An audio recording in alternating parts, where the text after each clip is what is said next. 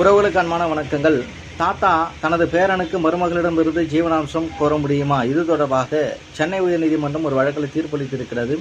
இந்த வழக்கில் தந்தை வழி தாத்தாவானவர் தனது மைனர் பேரனுக்காக தனது மருமகளிடமிருந்து ஜீவனாம்சம் வேண்டும் என்று சொல்லி சிஆர்பிசி செக்ஷன் 125 கீழாக ஜீவனாம்சம் வேண்டும் என்று சொல்லி மனு தாக்கல் செய்கிறார். விசாரணை செய்த நீதிமன்றமானது தந்தை வழி தாத்தா ஒரு இயற்கை பாதுகாவலராக இல்லை என்றும் அந்த மைனர் பேரனுக்கு அவருடைய தந்தையானவர் உயிரோடு இருக்கின்ற பட்சத்தில் அவர் நிதி நிலைமையிலும் சரியாக இருக்கின்ற பட்சத்தில் அந்த தாயானவர் சட்ட ரீதியாக மறுமணம் செய்து கொண்டு அவர்கள் 2 குழந்தைகளுக்கு தாயாக இருக்கின்ற பட்சத்தில் அவர் முன்னாள் கணவரிடம் அவருடைய வாழ்க்கையில் எந்த ஒரு இடையூறும் செய்யாத பட்சத்தில் இந்த தாத்தாவானவர் தனது மைனர் பேரனுக்காக மருமகளிடமிருந்து ஜீவனாம்சம் கோருவது என்பது சட்ட ரீதியாக அனுமதிக்கப்படாது. அவர் வேண்டுமென்றே இந்த ஜீவனாம்ச கோரிக்கையை வைத்திருக்கிறார்.